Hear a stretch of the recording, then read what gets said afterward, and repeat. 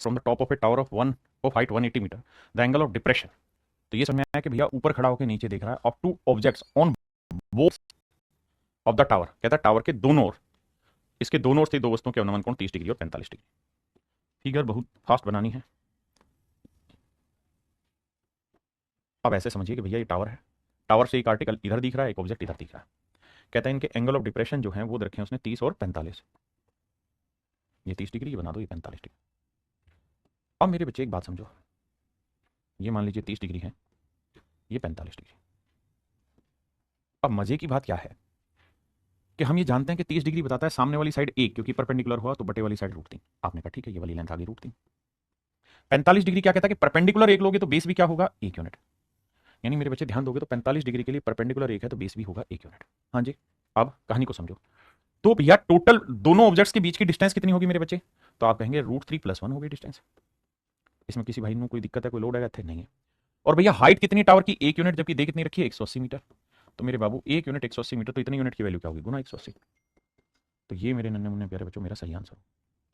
तो आंसर होगा मेरे भाई 180 √3 जमा 1। 180 √3 जमा 1 मेरा सही आंसर।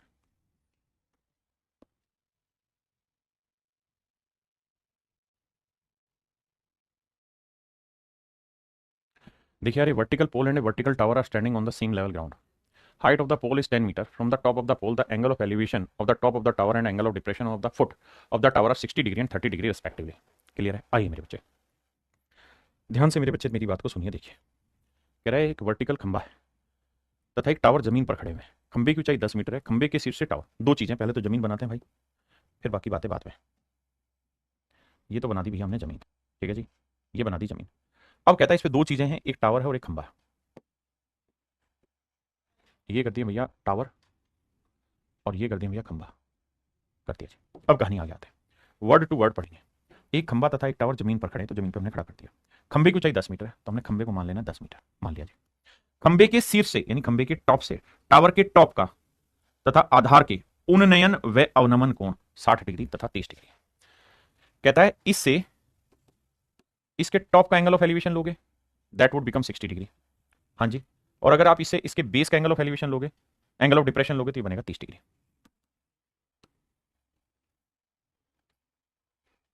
ये कह रहा है कि भैया ये एंगल ऑफ एलिवेशन होगा 60 डिग्री, लेकिन ये जो एंगल ऑफ डिप्रेशन होगा 30 डिग्री। समझाता हूं फिगर ने क्या कहा है, फिर से बताता हूं। कह रहा है खंबे के शीर्ष यानी पहले आया शीर्ष से टावर के शीर्ष यानी खंबे के टॉप से टावर के टॉप तथा उसके बेस के उन्नयन, तो पहले टावर का टॉप आया था तो एलिवेशन, फिर उसका बेस आया तो डिप्रेशन 60 और 45 ना 60 और 30 डिग्री। यानी ये खंबे का टॉप है, तो इससे टावर के टॉप का एंगल ऑफ एलिवेशन 60 डिग्री है, तो इसी से टावर के बेस का एंगल ऑफ डिप्रेशन 30 है, तो ऊपर से नीचे देखा तो ये डिप्रेशन होगा। आप कहें बिल्कुल ठीक है, हम चाहें तो इस 30 डिग्री को यहां पे भी ला सकते हैं। कहां ला सकते हैं सर, कहा कि हमारा मर्जी है पेन हमारे पास। भैया जेड बन रहा है अल्टरनेट इंटीरियर एंगल, तो ये वाला कोण और ये वाला कोण बराबर होता है, ठीक है, एकांतर अंतःखंड के कोण। अब कहानी को बहुत प्यार से समझाएंगे डिटेल में, आइए इंग्लिश में पढ़ते हैं। Height of the pole is from the top of the pole, कहता है खंबे के टॉप से, the angle of elevation of the top of the tower, कहता है खंबे के टॉप से टावर के टॉप का जो एंगल ऑफ एलिवेशन है, and the angle of depression of the foot of the tower are 1630। यहां से 60 और 30 है। अब मेरे बच्चे एक बात बताना, सर कौन सी बात पूछना चाह रहे हैं आप जो अभी तक आपने नहीं बताई, सो जा जाने मन। मैं ये पूछ रहा हूं 60 डिग्री के लिए परपेंडिकुलर बेस का रेशियो बताओ। तो परपेंडिकुलर होगा √3, बेस होगा 1। 30 डिग्री के लिए सर परपेंडिकुलर 1, बेस √3। अब आप कहना क्या चाह रहे हो सर, वो बताओ। मैं ये कहना चाह रहा हूं मेरे प्यारे बच्चों ध्यान देना, 60 डिग्री के लिए ये वाली लाइन है बेस, ठीक है। 30 डिग्री के लिए ये वाली लाइन है बेस, और ये लाइन दोनों बराबर है। इसका मतलब इस बार आपको क्या चीज इक्वल करनी पड़ेगी मेरे दोस्त, बेस इक्वल करने पड़ेंगे। क्या इक्वल करने पड़ेंगे, बेस। तो रटना नहीं बताना, तो बेस इक्वल करना, यहाँ √3 है तो इधर भी √3 से, इधर √3 से तो इधर भी √3 से। यानी मेरे प्यारे बच्चों परपेंडिकुलर 3 हुआ 60 डिग्री के लिए, तो बेस हो गया √3। तो भैया परपेंडिकुलर हो गया 3 यूनिट, तो बेस हुआ √3। और 30 डिग्री के लिए परपेंडिकुलर 1 हुआ, तो बेस हो गया कितना, √3 यूनिट। और देखो यही तो हमें समझाना था कि दोनों का बेस हम इक्वल लिए, √3 ठीक है। तो भैया ये 1 यूनिट है, तो 1 यूनिट 10 मीटर है, तो ये 10 है, तो ये वाली लेंथ भी क्या होगी, 10 होगी। आप कहें बिल्कुल ठीक है, ये लेंथ भी 10 होगी, ये लेंथ भी 10 होगी। तो 1 यूनिट 10 है, तो 3 यूनिट कितनी हो जाएगी, 30। तो इसका मतलब ये वाली लेंथ होगी मेरे भाई 30। तो ये 30 है, ये 10 है, तो पूरे टावर की जो हाइट होगी वो 40 मीटर होगी मेरे दोस्त। कितनी होगी, 40 मीटर, मेरा राइट आंसर। आराम से समझे।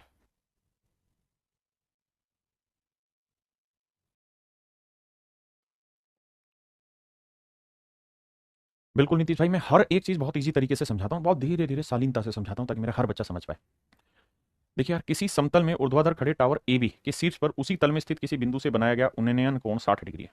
कहता है angle of elevation of the top of a vertical tower situated perpendicular on a plane is observed as 60 degree from a point P on the same plane. देखिए भाई, सवाल में जब भी लैंग्वेज पल्ले ना पड़े तो एक ही जवाब कि सर बार बार बार बार करते रहिए, करोगे तो ही समाधान निकलेगा, नहीं करोगे तो समाधान ही नहीं होगा। कहता है इसके ऊपर ये टावर हमने खड़ा किया हुआ है, ठीक है। कह रहा है कि the angle of elevation of the top of a vertical tower situated perpendicularly on a plane is observed as 60 degree from a point P. कहता है यहां एक बिंदु है पी, इस बिंदु से इसके टॉप का जो एंगल ऑफ एलिवेशन है it is to be observed as 60 degree. ये मैं नहीं कह रहा, सवाल कह रहा है। कह रहा जी 60 डिग्री, मान ली बात। अब from a point P on the same plane, कहता किसी पॉइंट पी से इसी प्लेन पे ही है, किसी समतल में ऊर्ध्वाधर खड़े टावर ए बी। इसने हिंदी में दे दिया टावर का नाम कि भैया टावर का नाम ए बी है, मान लेते हैं ए बी है, मारो बोली। अब आगे क्या कह रहा है, from another point Q 10 metre vertically above the point P. कहता है एक दूसरा बिंदु क्यू जो बिंदु पी से 10 मीटर की ऊंचाई पर स्थित है। कहता है एक बिंदु है क्यू जो पी से 10 मीटर वर्टिकल यानी ऊपर है, ठीक है भैया आदित्य राज। तो देखिए अब सवाल में कह रहा है कि भैया यहां से 10 मीटर की ऊंचाई पर एक बिंदु है Q, this is another point Q and the distance of P Q is 10 metre. जो टावर के आधार के साथ बनाया गया अवनमन कोण 30 डिग्री देखता है। कह रहा है कि भैया ये जो एंगल ऑफ डिप्रेशन ये देख रहा है ना यहां से, ये 30 डिग्री देख रहा है। तो मैंने अक्सर कहा है कि ये एंगल ऑफ डिप्रेशन बना 30 degree, but it don't take it serious, इसी को बनाइए, ये बना 30 डिग्री। आपने कहा ठीक है, हाँ है ना, अवनमन कोण 30 डिग्री। अब कह रहा है कि बताइए फिर टावर की ऊंचाई क्या होगी। आओ मेरे दोस्त, टावर की ऊंचाई निकालनी है। देखिए मेरे भाई 30 डिग्री, मैं मियाँ रुक जाओ, 30 डिग्री और 60 डिग्री, ये हुआ परपेंडिकुलर, ये हुआ बेस। तो 30 डिग्री के लिए परपेंडिकुलर 1 यूनिट तो बेस हुआ √3, 60 डिग्री के लिए परपेंडिकुलर √3 तो बेस हुआ 1। अब मजे की बात यह है बाबू कि अगर आप ध्यान से देखेंगे तो 30 के लिए भी यही बेस है और 60 के लिए भी यही नागिन बेस है, तो 30 और 60 दोनों के लिए यही नागिन बेस बन रही है। अगर 30 और 60 दोनों के लिए मेरे प्यारे बच्चों बेस सेम है तो क्या करें, तो बेस सेम करो, यहाँ √3 इधर भी √3 से, इधर √3 से करोगे तो आएगा 3, तो परपेंडिकुलर 3 तो बेस आया √3, यहाँ बेस √3 तो परपेंडिकुलर आया 1। अब मेरे बच्चे 30 डिग्री के लिए परपेंडिकुलर 1 यूनिट है तो बेस है √3, और 60 डिग्री के लिए परपेंडिकुलर 3 है तो बेस आया √3, ठीक है जी। अब 1 यूनिट है 10 मीटर तो 3 यूनिट हो जाएगा 30 metre, and that is my dear student is your right answer. और शायद यही आपसे सवाल में पूछा है कि टावर की हाइट बताइए, तो टावर की हाइट हो जाएगी 30 metre. This is your right answer. हाँ जी देखिए भाई, हाँ जी आदित्य भाई, सवाल में कह रहा है जमीन पर स्थित किसी बिंदु से, बिंदु पी से 10 मीटर ऊंचे किसी मकान के शीर्ष का उन्नयन कोण। पहले तो भैया जमीन बना लेते हैं, ये जमीन हो गई। अब कह रहा है कि यहां से 10 मीटर ऊंचा एक मकान है, 10 मीटर ऊंचा एक मकान है जी, बना दिया। सवाल में कह रहा है कि भैया इसका एंगल ऑफ एलिवेशन जो है वो है कितना, 30 डिग्री, मान ली साहब ये 30 डिग्री।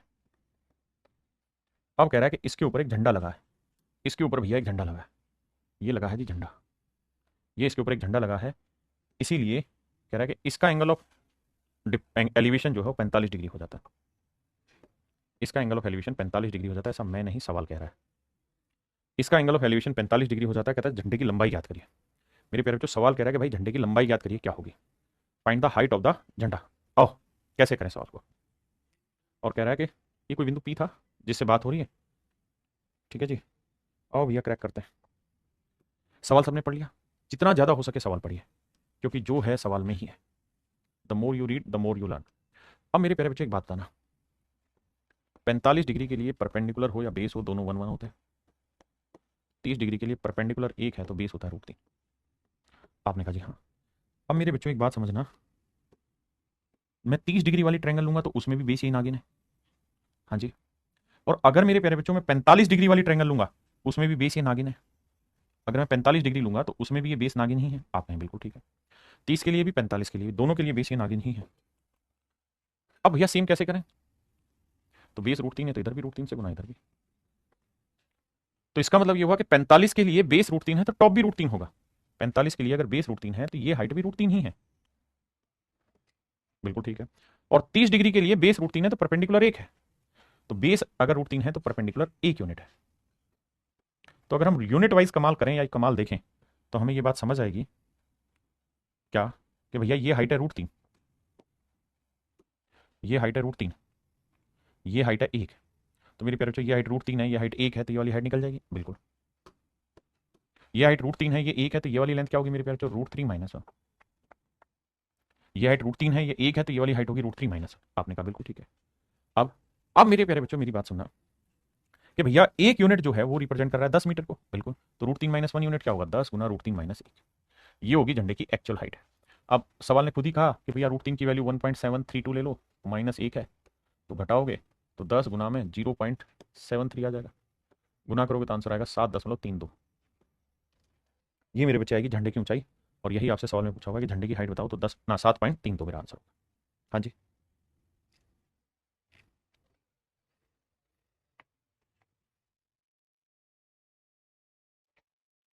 देखिए मेरे दोस्त, सवाल में क्या कह रहा है? सवाल में कह रहा है an aeroplane flying at a height of 500 metre from the ground passes vertically above another aeroplane at an instant। देखिए इस बात को ध्यान से समझिए। Flying at a height of 500 metre from the ground passes vertically above, इस above word को mark करिएगा, above another aeroplane at an instant। कहता है एक जहाज है, वो 500 मीटर की ऊंचाई पर उड़ रहा था। ये है भैया जमीन, ठीक है बाबू, ये जमीन है। अब कहता है यहां से 500 मीटर की ऊंचाई पर एक जहाज उड़ रहा था। 500 मीटर की ऊंचाई पर एक जहाज उड़ रहा था। लेट से जहाज यहां उड़ रहा था।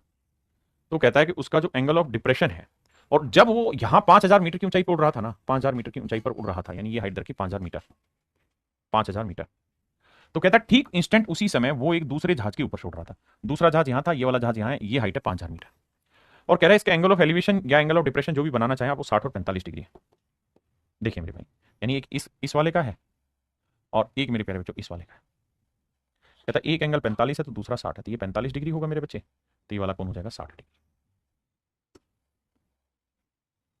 ये वाला एंगल हो जाएगा 60 डिग्री, बिल्कुल ठीक है। तो सवाल में पूछ रहा है दोनों जहाजों के बीच की दूरी ज्ञात करिए।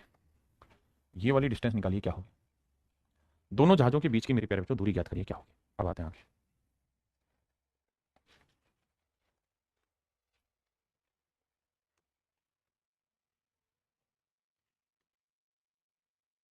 अब आ जाइए। अब मेरे बच्चे 60 डिग्री जो है वो बताता है कि परपेंडिकुलर बेस का जो रेशियो है वो √3 1 होगा, जबकि 45 डिग्री दोनों का रेशियो 1:1 है। और दोनों ही ट्रायंगल में ध्यान से देखोगे तो बेस सेम है। 45 के लिए भी बेस यही है ना, ये 45 वाला हुआ। और मेरे प्यारे बच्चों 60 डिग्री पे जब आप आओगे ना, 60 डिग्री पे आप आओगे तो भी बेस आपको यही वाली लाइन मिलेगी। 60 के लिए बेस वही है। तो 45 हो या 60 दोनों के लिए बेस सेम, और यहाँ बेस 1 1 है, तो कोई दिक्कत ही नहीं है। यानी इसका मतलब ये हुआ कि 60 डिग्री के लिए परपेंडिकुलर की लेंथ √3 है, तो बेस की लेंथ 1, और 45 के लिए परपेंडिकुलर 1 है, तो बेस की लेंथ भी 1। तो भैया दोनों जहाजों के बीच की दूरी कितनी हो गई? ये पूरी है √3, ये है 1, तो ये हो गई √3 - 1 यूनिट। हाँ जी। तो अगर मुझसे सवाल में पूछा जाए कि भाई आंसर क्या होगा दोनों जहाजों के बीच की दूरी, तो मैं ये कहूंगा कि साहब √3 - 1 यूनिट मेरा आंसर होगा। जबकि तो यूनिट है, एक्चुअल में क्या कर रहा है कि भाई एक्चुअल में √3 यूनिट रिप्रेजेंट कर रहा है 5000, और √3 यूनिट जो है वो एक्चुअल लेंथ है 5000 मीटर। तो एक यूनिट की वैल्यू क्या होगी? 5000 बटे √3। तो गुना कर देंगे भाई, √3 - 1 यूनिट, और एक यूनिट की वैल्यू 5000 बटे √3। अब देखो 5000 बटे √3 को इससे करेंगे, √3 से √3 क्या 5000 आया, या सिर्फ आंसर देखते हैं किस पोजीशन में। तो भाई 5000 ही रखो, √1 बटे √3 को इससे करोगे 1 आएगा, -1 बटे √3, यानी 1/√3 को इससे किया, इससे किया, इनटू में 5000। ये होगी मेरे बच्चे दोनों जहाजों के बीच की दूरी, जो कि आपका आंसर दे रखा है 5000 गुना में 1 - 1 बटे √3। ऑप्शन सी आपका राइट आंसर। देखिए यार सवाल बहुत प्यारा है, बहुत ही खूबसूरत है, चश्मे बद्दूर क्वेश्चन है भाई। सवाल में कह रहा है a balloon leaves from a point P rises at a uniform speed. कहता है गुब्बारे को एक स्थान है कोई पी, ये मान लीजिए जमीन है, और जमीन पे किसी बिंदु पी से एक गुब्बारे को आपने छोड़ा। जैसे जैसे जैसे जैसे गुब्बारा ऊपर चलता गया चलता गया चलता गया, तो 6 मिनट बाद ये गुब्बारा बिल्कुल इसी पोजीशन पे ऊपर आ गया यहाँ। तो यहाँ से यहाँ तक आने में जिस गुब्बारे ने समय लिया वो 6 मिनट। पहले इतनी बात समझो।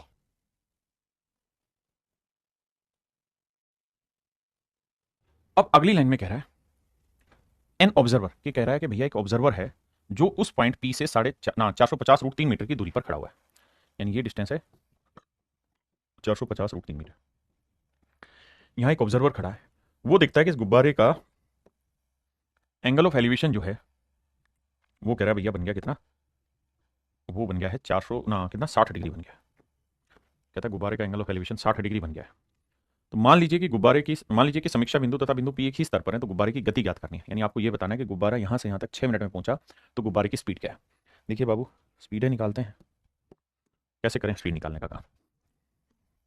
ऐसे करिए। कैसे करिए भाई?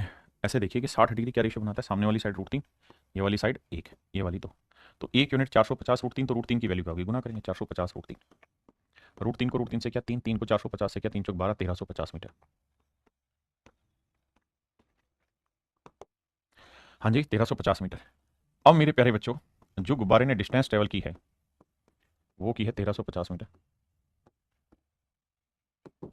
1350 मीटर, और इसने जो टाइम लिया है ये डिस्टेंस चलने में वो लिया है 6 मिनट।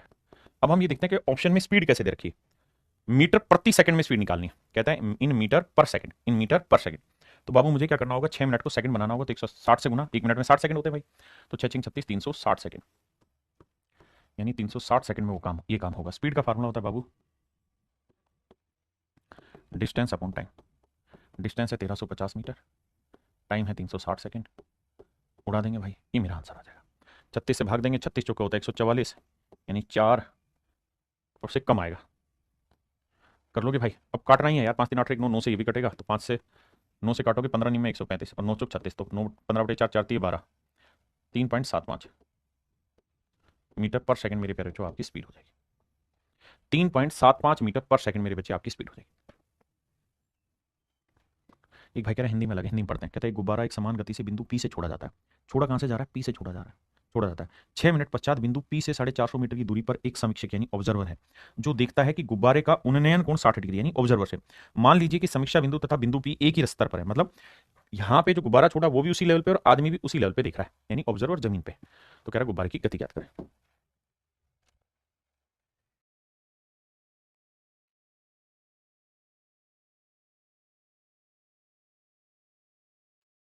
देखिए जी, सवाल में कह रहा है पृथ्वी के एक बिंदु से एक विमान का उन्नयन कोण 60 डिग्री है। ये है मेरे प्यारे बच्चों पृथ्वी, बहुत सुंदर जी। सवाल में कह रहा है पृथ्वी पर किसी बिंदु से विमान का उन्नयन कोण 60 डिग्री है। ये कोई विमान है, इसका एंगल ऑफ एलिवेशन है 60 डिग्री। ठीक है जी, कितना है बाबू? 60 डिग्री एंगल ऑफ एलिवेशन। तो विमान तो कति ऐसे खड़ा होगा भाई, बिल्कुल सीधा। आपने कहा जी बिल्कुल ठीक है। तो भैया कह रहा है सवाल में कि एंगल ऑफ एलिवेशन जो है वो 60 डिग्री है, मान लीजिए। अब सवाल में कह रहा है जी 15 सेकंड की उड़ान के बाद उन्नयन कोण 30 डिग्री हो जाता है। एक बिंदु से एक विमान जहाज का उन्नयन कोण 60 डिग्री यानी एलिवेट कर रहा है। अब कह रहा है 15 सेकंड की उड़ान के बाद उन्नयन कोण 30 डिग्री हो जाता है। अब मेरे बच्चे दो चीजें, उड़ान इधर भी कंटिन्यू हो सकती है, इधर भी हो सकती है। अगर इधर होगा 15 सेकंड बाद यहां आएगा तो आप देखेंगे कि उन्नयन कोण बढ़ेगा, और इधर आएगा तो उन्नयन कोण और बढ़ेगा, यानी इधर आएगा तो एंगल ऑफ एलिवेशन बढ़ता चला जाएगा। लेकिन हमारा एंगल ऑफ एलिवेशन घटता जा रहा है, 30 डिग्री आ रहा है। तो इसका मतलब ये तय है कि जो जहाज है वो मूव इधर नहीं करेगा, इधर करेगा। मान लीजिए जहाज मूव करता करता क्या ना करता बेचारा, यहां आ गया, लेट से यहां पहुंच गया जी ये जहाज। ठीक है साहब। अब कह रहा है जी ये वाला जो एंगल ऑफ एलिवेशन है ये 30 डिग्री है। ऐसा मैं नहीं सवाल कह रहा है, कह रहा है जी ये वाला एंगल ऑफ एलिवेशन 30 डिग्री है। और कह रहा है जहाज जो उड़ रहा है ना वो लगातार 1500 √3 मीटर हाइट पे उड़ रहा है, यानी ये जो हाइट है ये 1500 √3 मीटर। ये हाइट 1500 √3 मीटर है। आइए मेरे दोस्त कहानी को समझाता हूं।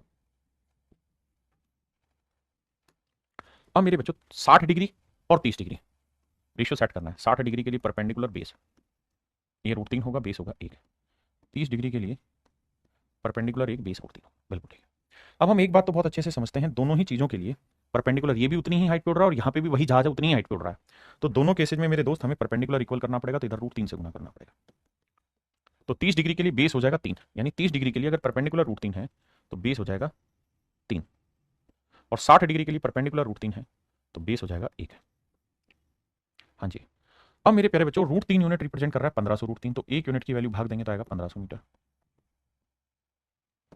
1 यूनिट की वैल्यू 1500, तो ये 3 है, ये 1 है, तो ये लेंथ कितनी है? 2 यूनिट। तो 1 यूनिट 1500, तो 2 यूनिट कितना होगा? 2 गुना 1500 यानी 3000। 3000 मीटर। इसका मतलब मेरे बच्चों यहां से यहां तक की जो लेंथ है वो 3000 मीटर, मतलब यहां से यहां तक जो 15 सेकंड में जहाज उड़ा है वो 3000 मीटर उड़ा है। भाई यही तो था कि 15 सेकंड में जहाज यहां से यहां पहुंच गया, तो 15 सेकंड में जहाज ने कितनी दूरी चल दी भाई? 3000 मीटर। अब डिस्टेंस चला है जहाज 3000 मीटर, बिल्कुल ठीक है, और टाइम ले लिया है कितना? 15 सेकंड। तो अगर सवाल में पूछ रहा है स्पीड बताओ, तो डिस्टेंस अपॉन टाइम, 15 से काटेंगे 15 दूनी 30, 200, तो स्पीड आ गई मेरे बच्चे 200 मीटर पर सेकंड, यानी जहाज की जो चाल है मेरे प्यारे बच्चों 200 मीटर पर सेकंड होगी। That is option B, that is option B मेरे प्यारे बच्चों, ये साहब जहाज की चाल 200 मीटर पर सेकंड। हाँ जी, ये सवाल मेरे प्यारे बच्चों सेम ही है, आपने करना है उसी तर्ज पर, ये मैं कराता हूं।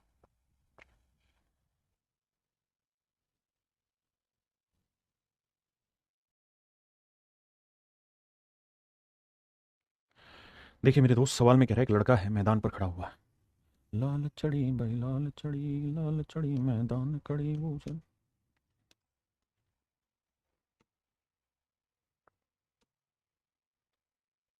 आइए मेरे भाई, सवाल में कह रहा है a boy standing in the middle of a field, कहता है कि मैदान के बीच में वो कहीं खड़ा हुआ है, वो एक ऑब्जर्व करता है कि पक्षी को इन द नॉर्थ, उत्तर में एक पक्षी है at an angle of elevation 30 degree, after 2 minute ही observe the same bird in the south. North और साउथ का मतलब ये है कि नॉर्थ इधर होगा तो साउथ इधर होगा, नॉर्थ इधर होगा तो साउथ इधर होगा, यानी अपोजिट डायरेक्शन में ट्रेवल कर रहा है। तो कह रहा है यहां पे एक बंदा खड़ा हुआ था ऑब्जर्वर, उसने ये देखा एक पक्षी था यहाँ पे, एक पक्षी था यहाँ पे, और वो जो पक्षी था उस पक्षी का एंगल ऑफ एलिवेशन दे रखा था मान लीजिए 30 डिग्री, 30 डिग्री दे रखा था, और वो मेरे नन्हे मुन्ने बच्चों इस हाइट पे मान लीजिए वो लगातार उड़ रहा था। कहता है इसी हाइट पे वो लगातार उड़ता रहा, उड़ते उड़ते यहाँ आ गया। जब यहाँ आया तो उसका एंगल ऑफ एलिवेशन जो है वो बदल गया, और अब उसका एंगल ऑफ एलिवेशन हो गया कितना मेरे भाई, 60 डिग्री। यानी ये ऑब्जर्वर है तो एक उत्तर में है तो दूसरा दूसरी बार उसमें दक्षिण में। ठीक है जी, तो वही पक्षी यहां से यहां आ गया। अब बिल्कुल ठीक है, इस बार उसने डायरेक्शन बदली है, तो स्पष्ट बोला कि एक यहां था एक यहां था। अब आइए आ गया, कहता जी जो पक्षी है वो लगातार 50 फुट 3 मीटर ऊंचाई पर उड़ता रहा, तो पक्षी की स्पीड बताइए। 2 मिनट में पक्षी यहां से यहां आ गया, मतलब 2 मिनट में पक्षी ने यहां से यहां तक की डिस्टेंस ट्रेवल की है। आइए मेरे भाई पक्षी की कहानी पकड़ते हैं और देखते हैं कहां तक भागेगा ये हमसे बच के। तो भैया 30 डिग्री क्या रेशियो बनाता है। अच्छा अब आप समझदार हैं भाई, 30 डिग्री के लिए परपेंडिकुलर एक, 60 के लिए परपेंडिकुलर रूट 3, तो दोनों के लिए परपेंडिकुलर रूट 3 करना होगा। तो 60 के लिए परपेंडिकुलर रूट 3 तो बेस 1, 30 के लिए परपेंडिकुलर रूट 3 तो बेस 3। अब मैं ये उम्मीद करता हूं कि रेशियो मुझे लिखना ना पड़े, आप याद कर लेंगे कि 30 और 60 में परपेंडिकुलर इक्वल कर रहा हूं तो रूट 3 1 3, वरना लिख के कर लेना। अब भैया रूट 3 यूनिट रिप्रेजेंट कर रहा है 50 रूट 3, तो 1 यूनिट की वैल्यू मेरे भाई 50, तो ये लेंथ कितनी होगी 3 और 1 4 यूनिट, 1 यूनिट की लेंथ 50 है तो 4 यूनिट की कितनी हुई 200 मीटर।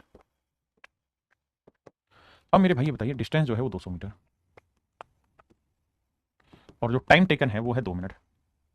अब हमें देखना है स्पीड कैसे दे रखी है, तो किलोमीटर प्रति घंटे में बतानी, किलोमीटर पर घंटे में बतानी कहानियां।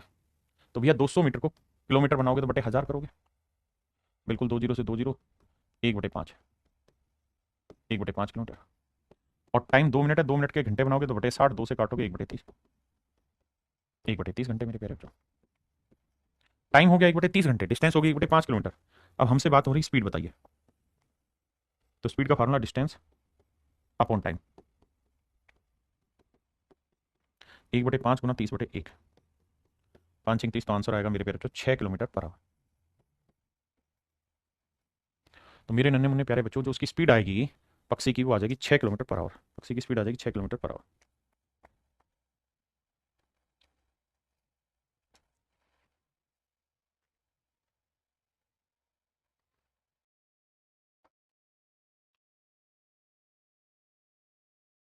देखिए यार सवाल में कह रहा था angle of elevation of the top of a tower at 2 points which are at a distance of A and B from foot in the same horizontal line. Hindi में कह रहा है बाबू, किसी मीनार के आधार से ए और बी मीटर की दूरी पर दो बिंदुओं से मीनार के शिखर के उन्नयन कोण परस्पर पूरक है, पूरक माने जिनका जोड़ 90 डिग्री। यानी ऐसे कह रहा है भैया मान लीजिए कोई टावर है, ठीक है जी, इस टावर से एक बिंदु ये और एक बिंदु ये, दो बिंदु हैं, इनके एंगल ऑफ एलिवेशन जो है कॉम्प्लीमेंट्री है। कॉम्प्लीमेंट्री मतलब जिन दो कोणों का जोड़ 90 डिग्री हो। कहता है ये वाला एंगल और ये वाला एंगल कॉम्प्लीमेंट्री है, ये टावर है, और यहां से ए मीटर की दूरी पर है एक बिंदु, तो दूसरा बिंदु यहां से बी मीटर की दूरी पे। कह रहा है टावर की हाइट निकाल के बताइए क्या होगी। ऐसा मेरे बच्चों सवाल में कह रहा है, कह रहा है at 2 points which are at a distance of A and B metre from the foot in the same horizontal line and on the same side of the tower are complementary the height of the tower. तो कहता है tower की height बताइए। तो आइए मेरे भाई, देखिए मेरे दोस्त, सवाल में कह रहा है कि दोनों एंगल कॉम्प्लीमेंट्री है, यानी ये एंगल थीटा होगा तो मुझे ये वाला एंगल लेना होगा 90 माइनस थीटा। कहाँ है कि भैया दोनों का जोड़ 90 डिग्री मुझे लेना है, बिल्कुल ठीक है। मैं हाइट मान ले रहा हूँ जी एच। अब मेरे प्यारे बच्चों में छोटी ट्रेंगल ले रहा हूँ, कौन सी छोटी ट्रेंगल, ये वाली ट्रेंगल, ये 90 डिग्री है, ये परपेंडिकुलर हुआ इसका, ये बेस हुआ इसका, ये एंगल। तो भैया 10 एंगल हो गया 90 माइनस थीटा, तो 10 होता है परपेंडिकुलर अपन बेस, तो 90 माइनस थीटा के लिए परपेंडिकुलर एच है और बेस है ए, बिल्कुल ठीक है। अब मेरे भाई मैं ले रहा हूं पूरी बड़ी ट्रायंगल, ये वाली ट्रायंगल, तो इसके लिए परपेंडिकुलर एच हुआ और पूरी बड़ी ट्रायंगल में बेस क्या हो गया बी और एंगल हो गया थीटा। तो भैया टेन थीटा की जो वैल्यू है वो आ गई एच अपॉन बी। आपने कहा जी ठीक है, हमने दो इक्वेशन बनाई, दोनों से बात समझा दी। अब मेरे बच्चे टेन 90 माइनस थीटा को क्या लिख सकते हैं, तो टेन 90 माइनस थीटा होता है कोट थीटा, तो ये कोट थीटा, और ये था एच बाई ए। ये मेरे प्यारे बच्चों थी पहली इक्वेशन, ये मैंने बनाई दूसरी इक्वेशन। और अगर मैं दोनों को मल्टीप्लाई कर दूं आपस में, तो आप बहुत अच्छे से बात जानते हैं कि cot theta into tan theta को जब मल्टीप्लाई करोगे और यहाँ करोगे H by A into H by B, तो ये वैल्यू टेन और कोट एक दूसरे को उल्टा होता है तो कट के वन आएगा और ये आएगा H square upon A B. अब क्रॉस मल्टीप्लाई करोगे ए बी से यहाँ करोगे तो एच स्क्र की वैल्यू आई ए बी, तो एच की जो वैल्यू आएगी वो आएगी रूट ए बी। एच की वैल्यू आएगी मेरे प्यारे बच्चों रूट ए बी, यानी हाइट जो निकल के आएगी वो आएगी मेरे दोस्त रूट ए बी। हाइट जो निकल के आएगी वो आएगी रूट ए बी। ये तो था सवाल का हिस्सा जो मैंने समझाया। अब मेरे प्यारे बच्चों मैं आपको कहानी कुछ और बताना चाह रहा हूँ कि आपको पेपर में इसे डिटेल सोल्व नहीं करना, बल्कि पेपर में इसके कॉन्सेप्ट को समझना है और कॉन्सेप्ट उतार के सवाल करिए। कैसे? आई देखिए, इसी फिगर को अनेकों रूप में आपसे पूछूंगा बार बार। अगर ये हाइट h है, ये a है लेंथ, ये लेंथ b है, ये थीटा है, ये 90 माइनस थीटा है, तो मैं आपसे कहूंगा h की वैल्यू बताइए, तो ध्यान रखिएगा कि h की वैल्यू क्या होगी रूट ए बी। बिल्कुल ठीक है।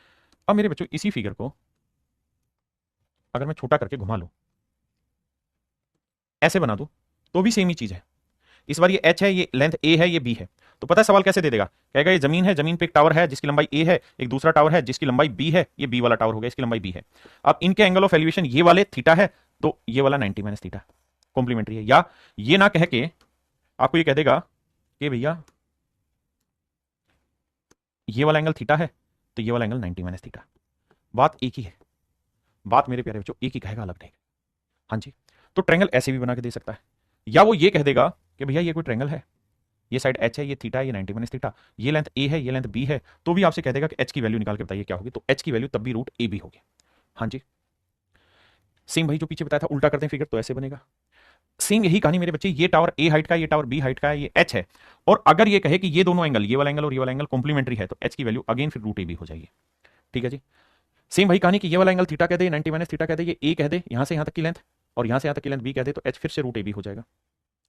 यहां पे भी सेम कहानी आएगी कि अगर ये दोनों लेंथ एच आ जाए, एच और एच, ये थीटा हो, ये 90 माइनस थीटा हो, ये ए हो, ये बी हो, तो अगेन एच की वैल्यू जो आएगी रूट ए बी आ जाएगी। तो कुल मिला के कुछ फिगर है जिन पे आपको ध्यान देना है। मैं एक बार इन फिगर्स को दोबारा से एक्सप्लेन कर देता हूं ताकि जल्दी जल्दी आप समझ पाए। देखिए मेरे बच्चे, पहला तो आपसे ये कहेगा ये लेंथ ए है, ये लेंथ बी है,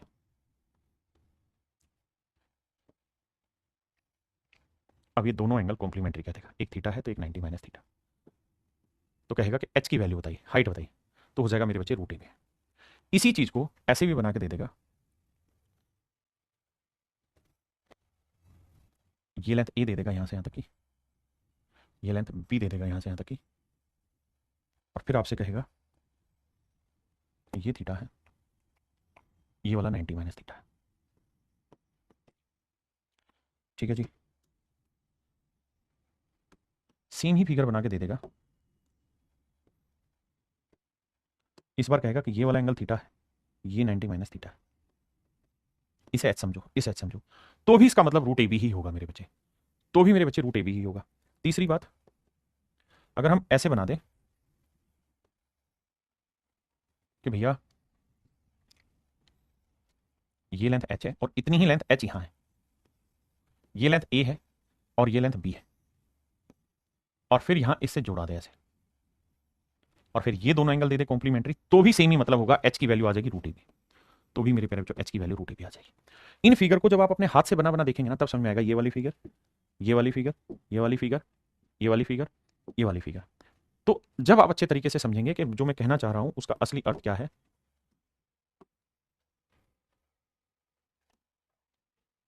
कि ये सारी एक ही फिगर है, बस उसको घुमा घुमा के बना रहे हैं। अब इस पे सवाल लेते हैं मेरे बच्चे और कोशिश करेंगे कि मैं समझा पाऊं आपको जल्दी से। कह रहा है 16 मीटर और 9 मीटर लंबाई वाले दो खंभों के बीच की दूरी, यानी दो खंभे हैं, एक खंभे 16 मीटर लंबा है भाई, तो दूसरा खंभा 9 ही मीटर लंबा है, ये 9 मीटर लंबा है, इनके बीच की दूरी x मीटर है। कहते हैं इन दोनों खंभों के बीच की दूरी x मीटर है। बहुत बढ़िया। और उनके आधार से शिखर के एक दूसरे के उन्नयन कोण, यानी इससे इसका एंगल ऑफ एलिवेशन, इससे इसका एंगल ऑफ एलिवेशन, कह रहा है जी दोनों के दोनों कॉम्प्लीमेंट्री है, मतलब अगर एक थीटा होगा तो एक 90 माइनस, दूसरा 90 माइनस थीटा होगा। अब आपको यही फिगर यहां बताई थी, ये वाली, कि ये पूछेगा ये दोनों वैल्यू दे रखी होंगी, ये दोनों एंगल कॉम्प्लीमेंट्री होगा, तो एच की जो वैल्यू होगी इन दोनों के मल्टीप्लिकेशन का स्क्वायर रूट होगी। आंख बंद करके लगा देना। आपने कहा जी बिल्कुल ठीक है। तो यहाँ जो x की वैल्यू निकल के आएगी ना वो कुछ और नहीं होगी, 9 गुना 16 का वर्गमूल, 16 नहीं में 144 का वर्गमूल 12 होगी मेरे बच्चे। तो आंसर आएगी मेरे बच्चे 12। हाँ जी, अगली फिगर पे आइए।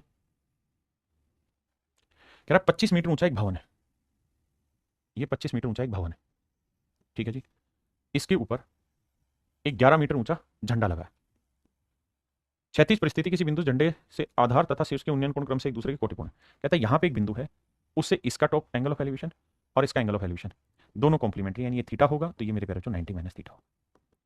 तो हमसे सवाल में पूछ रहा है तो उस बिंदु से भवन के क्षैतिज दूरी याद करिए, ये वाली डिस्टेंस निकालिए। तो बेटा ये देखो कि ये डिस्टेंस है 25 और पूरी बड़े वाली की डिस्टेंस कितनी होगी, 25 और 11 36। तो एक डिस्टेंस 25, एक 36 है, तो ये लेंथ आ जाएगी 25 गुना 36 का वर्गमूल, 25 का वर्गमूल 5 और 36 का वर्गमूल 6, 5 30। तो मेरे भाई मेरा आंसर आ गया 30।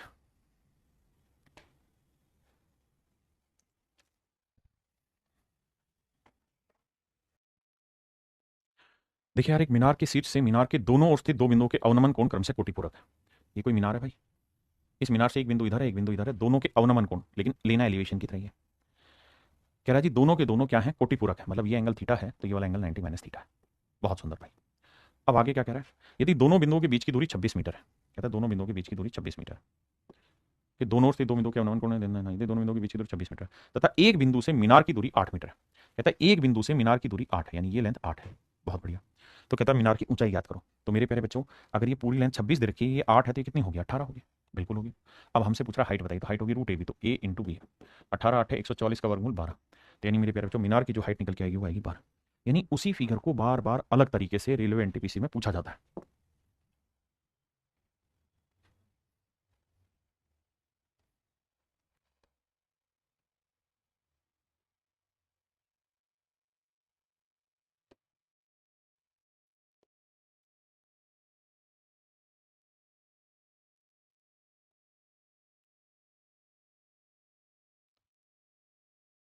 आप पहले सवाल पढ़िए फिर समझाऊंगा। देखिए यार, सवाल में कह रहा है two post are X metre apart, कहते हैं दो खंबे हैं, दोनों एक्स मीटर दूरी पर हैं, and the height of one is double that of other, एक की हाइट दूसरे की डबल है, यानी इसकी हाइट इसकी डबल है, मैंने इसकी हाइट एच ले ली तो ये 2h हो गया। If from the mid point of the line, mid point माने बिल्कुल मध्य बिंदु, mid point of the line joining their feet on observer, कहते हैं इन दोनों ही लाइनों का बिल्कुल जो मिड पॉइंट है यहां से एक ऑब्जर्वर ने ये फाइंड आउट किया कि इसके टॉप के एंगल ऑफ एलिवेशन जो है ये मेरे प्यारे बच्चों कॉम्प्लीमेंट्री, ये मेरे प्यारे बच्चों कॉम्प्लीमेंट्री है, एक दूसरे के पूरक है। यानी एक कोण मेरे प्यारे बच्चों थीटा है तो दूसरे वाला कोण हो गया 90 माइनस थीटा। ऐसा मैं नहीं कह रहा मेरे प्यारे बच्चों, सवाल में कह रहा एक दूसरे के पूरक है, तो छोटे खंबे की हाइट बतानी है क्या होगी। अब ध्यान देना, ये फिगर मैंने आपको कराई थी ये, कि भाई एक की हाइट ए है, दूसरे की हाइट बी है, एक ये एंगल और ये एंगल कॉम्प्लीमेंट्री है, तो इसको एच मानना, इसको एच मानना, तो इस एच की value root of A B होगी। हाँ है ना, रूट ऑफ ए बी होगी। अब आपको इसी फिगर में रिलेट करना है कि अगर मेरे प्यारे बच्चों ये एक्स है तो ये लेंथ हो जाएगी x/2 और ये वाली लेंथ भी हो जाएगी x/2। हाँ जी, तो सच मायने में x/2 की जो वैल्यू होगी ना वो रूट ए बी होगी। अब ए की वैल्यू है h और बी की वैल्यू है 2h। बिल्कुल ठीक है। तो x/2, भैया इसका एच स्क्वायर का वर्गमूल निकालोगे एच आएगा, इंटू में रूट 2 आएगा। अब हमसे क्या पूछ रहा है, तो कह रहा है छोटे खंबे की हाइट बताइए क्या होगा। तो छोटे खंबे की हाइट क्या है, एच, तो हमसे एच की वैल्यू पूछ रहा है, तो एच की वैल्यू आ जाएगी x/2 रूट 2। एच की जो वैल्यू आएगी मेरे प्यारे बच्चों आ जाएगी x/2 root 2। x/2 root 2 is your right answer my dear. मेरे नन्हे मुन्ने प्यारे बच्चों, मेरा जो सही आंसर आएगा वो x/2 रूट 2 होगा। तो आपने देखा इसी फिगर पे लगातार कितने सारे सवाल पूछे जाते हैं।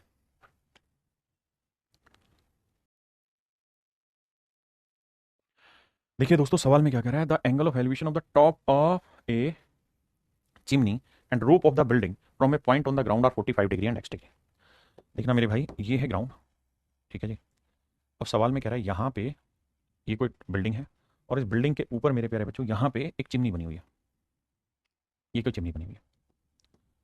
अब कह रहा है कि भैया इनके टॉप के जो एंगल ऑफ एलिवेशन है, the angle of elevation of the top of a chimney, पहले चिमनी लिखा है ध्यान देना, एंड रूफ बाद में लिखा है, वो है 45 डिग्री और x डिग्री, यानी पहले चिमनी का फिर रूफ का। तो भैया ये वाला दे रखा है 45 डिग्री, ठीक है, और भैया जी ये वाला जो है ये मेरे प्यारे बच्चों x डिग्री दे रखा,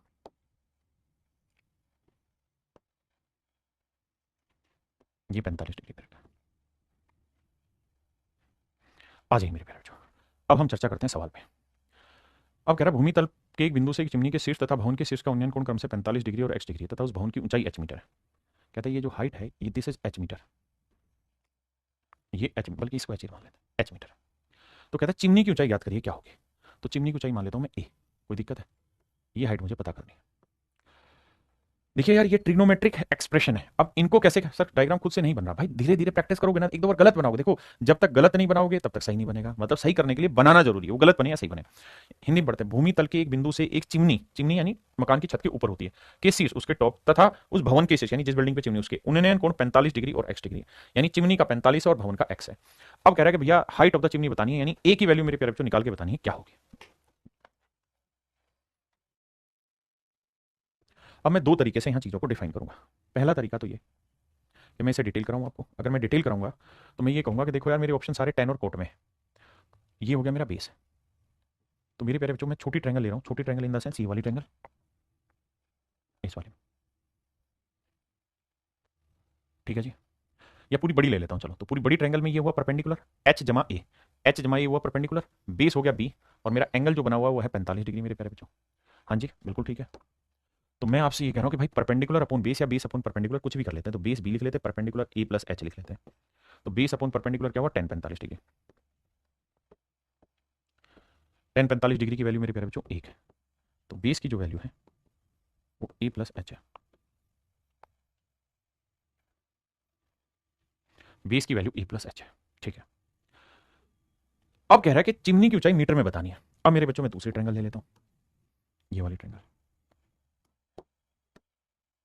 इसमें हाइट है एच, बेस है बी, और एंगल क्या बन रहा है भैया, एक्स। मैं ये वाली ट्रायंगल ले लेता हूं। अगर आप कहें जी ये वाली ट्रायंगल ले रहे हैं, तो बेस बी हो गया, हाइट एच हो गई, एंगल एक्स है, तो ये हो गया कोट एक्स।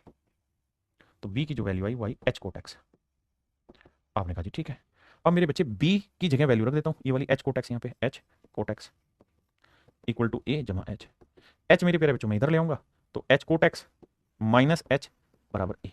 और ए ही की वैल्यू मुझे निकालनी थी, और ए क्या था मेरे प्यारे बच्चों, ए था चिमनी की हाइट, इसी की वैल्यू आपको निकालनी थी। और मेरे प्यारे बच्चों यही मेरा आंसर है, H cot X minus H, H cot X minus H, H cot X minus H मेरा आंसर। आप कहें सर कोट में क्यों लेते गए? मैंने कहा कि यार मेरा आंसर या तो कोट में था या 10 में। मैं 10 में लेता तो भी मैं उसे कोट कन्वर्ट करना जानता, और कोट में लेता रहा 10 में आंसर होता तो भी कन्वर्ट करना जानता, तो मुझे दिक्कत नहीं होनी थी उसमें। अब बात करते हैं वैल्यू पुटिंग से। देखिए यार, ये तो तय था कि 45 बड़ा था और x छोटा था। अब मुझे ये बात भी बहुत अच्छे से पता होनी चाहिए कि x की वैल्यू मैं क्या ले सकता हूं, 30 डिग्री ले सकता हूं।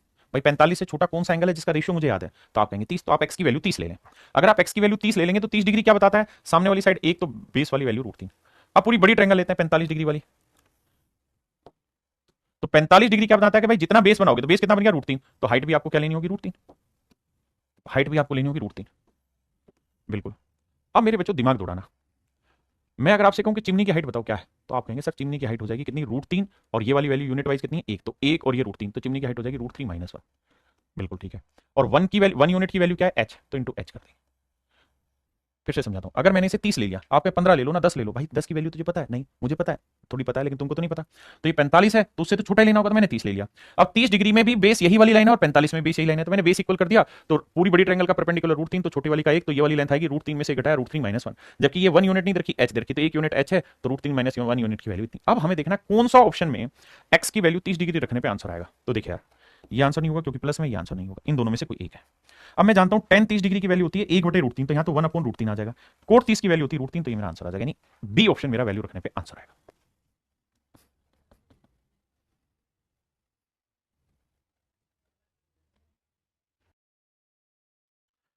देखिए भाई,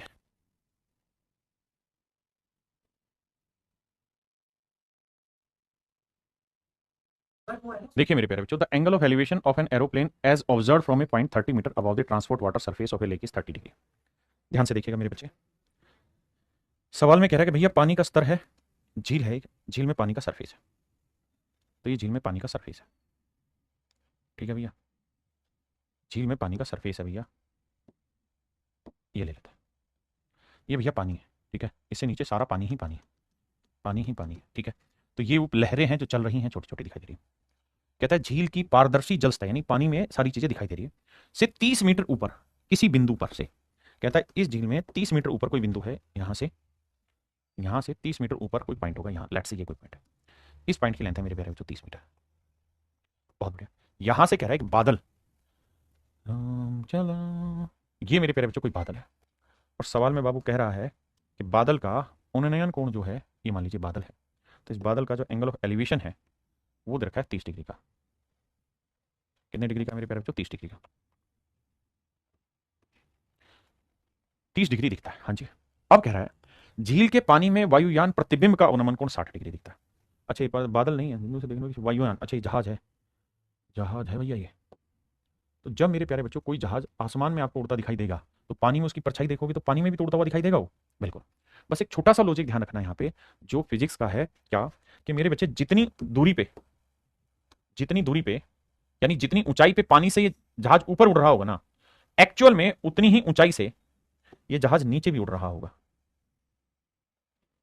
उतनी ही ऊंचाई पे ये नीचे भी उड़ रहा होगा, बस ये ध्यान रखिएगा। अगर ये झील है, ये पानी का स्तर है, तो इससे ऊपर जितना ऊंचा होगा ना, उतना ही नीचे पानी में दिखाई देगा जहाज। ये नियम है। अगर पानी से 1 किलोमीटर ऊपर जहाज उड़ रहा है ना, तो पानी से उसका प्रतिबिंब 1 किलोमीटर नीचे ही दिखेगा आपको। ये मैं कहना चाह रहा हूं। और कह रहा है यहां से इसका जो एंगल ऑफ डिप्रेशन है, यहां से इसका जो एंगल ऑफ डिप्रेशन बन रहा है, वो बन रहा है मेरे प्यारे बच्चों 60 डिग्री। कितना बन रहा है भाई? 60 डिग्री।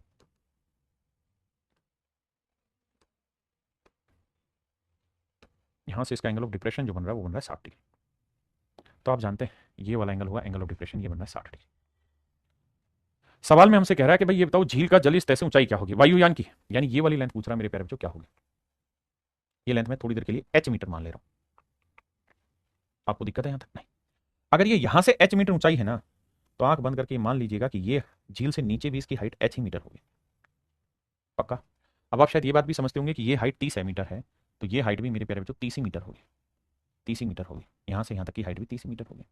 अब मैंने ये पूरी हाइट मानी है h, ये है 30, तो ये वाली क्या हो जाएगी? h minus 30, h minus 30, h minus 30 metre.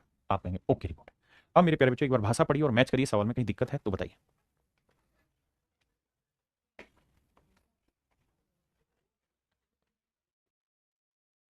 अब देखिए भाई, अगर आप समझ गए हैं तो झीलों के शहर में आइए। मेरे प्यारे बच्चों ये परपेंडिकुलर है, ये बेस मैंने ले लिया। अब मैं एक ट्रायंगल ले रहा हूं, ये वाली, ये बेस हुआ, ये परपेंडिकुलर हुआ, ये। आपने कहा जी हाँ ठीक बात है सर, इस ट्रायंगल में भी अगर हम ध्यान दें तो बेस बी ही है, और मेरे प्यारे बच्चों इस वाली ट्रायंगल में भी अगर आप ध्यान देंगे तो बेस बी ही है। हाइट क्या हो जाएगी? h तो यहां से यहां तक की, h यहां तक की और 30 ही है, तो टोटल हाइट हो जाएगी h प्लस 30, और ये हाइपोटेन्यूज हो जाएगा और एंगल आ जाएगा 60 डिग्री, और बेस यही वाली लाइन होगी। आप कहेंगे बिल्कुल ठीक है। यानी मेरे बच्चे मोटी बात यह है कि 30 डिग्री और 60 डिग्री दोनों में ही जो बेस है वो सेम है, दोनों में ही जो बेस है वो सेम है। ठीक है जी। अगर दोनों में बेस सेम है तो 30 डिग्री और 60 डिग्री की कहानियां क्या होती हैं? 30 डिग्री कहता है कि परपेंडिकुलर 1 होगा तो बेस होगा √3, 60 कहता है बे परपेंडिकुलर √3 तो बेस 1। और शायद आपको समझ में आ गया होगा कि दोनों में बेस सेम है, तो इधर भी √3 से गुना, इधर भी √3 से, यानी परपेंडिकुलर 3 होगा तो बेस होगा √3। अब ध्यान से मेरी बात सुनिएगा, 60 डिग्री के लिए मेरे प्यारे बच्चों परपेंडिकुलर √3 होगा, हाँ जी, तो बेस हो जाएगा 3। और 30 डिग्री ना क्या था, सॉरी मैंने गलत बोल दिया, परपेंडिकुलर अगर 3 होगा, परपेंडिकुलर अगर 3 यूनिट होगा तो बेस हो जाएगा √3। और 30 डिग्री के लिए अगर परपेंडिकुलर 1 होगा तो बेस हो जाएगा √3, परपेंडिकुलर 1 होगा तो बेस हो जाएगा √3। यानी मेरे प्यारे बच्चों यूनिट वाइज अगर हम बात करें तो यूनिट वाइज कहानी यह है कि यहां से यहां तक की लेंथ 1 यूनिट है, तो यहां से यहां तक की लेंथ 3 यूनिट है। यानी जितनी लेंथ यहां से यहां तक की होगी, ध्यान देना, जितनी लेंथ ये वाली होगी उसका 3 गुना लेंथ ये वाली होगी। यानी ये वाली जो लेंथ है ये इस लेंथ का 3 गुना है, इस लेंथ को 3 गुना करोगे तो ये लेंथ आएगी। ये तो कह रहा है आपका ठीक बात है सर। अगर ठीक बात है सर तो देखिए ये लेंथ कितनी है? h minus 3। भाई यहां से यहां तक की जो लेंथ है h माइनस 30 है, इसका 3 गुना कर देंगे तो ये किसके बराबर आएगी भाई? यहां से यहां तक की लेंथ का। तो ये लेंथ कितनी है? 30, और ये लेंथ कितनी है? h, तो ये आ जाएगी 30 जमा h। अब समझिए इस लेंथ का 3 गुना इसके बराबर होगा। सोल्व करते हैं भैया, 30 जमा h, ये 3h, 30 3 90, इधर लाएंगे तो 2h, ये आएगा 60 या 120, 120, 2 से काटेंगे तो h की वैल्यू आएगी 60। और हमसे यही पूछा हुआ था कि कितनी हाइट है, तो मेरे बच्चे आंसर होगा 60 मीटर। आंसर होगा मेरे प्यारे बच्चों 60 मीटर। आंसर होगा जी 60 मीटर। हाँ जी मेरे प्यारे बच्चों सेम यही सवाल है, जहां मैंने 30-60 लिखा था वहां मैंने इस बार क्या लिख दिया? अल्फा और बीटा लिख दिया। तो सेम हु बहू उसी तरीके से सवाल करेंगे, बस हमें अल्फा और बीटा की वैल्यू वहां पे रखनी है और कुछ नहीं करना। तो मेरे प्यारे बच्चों ये थी कहानी ट्रिग्नोमेट्री की हाइट एंड डिस्टेंस की, जो आपका कंप्लीट हुआ। उम्मीद है आपको समझ आई होगी चीजें, मजा आया होगा पढ़ने में। बाकी फिर मिलते हैं, आज के लिए इतना ही। Thank you, have a nice day to everyone. Thank you.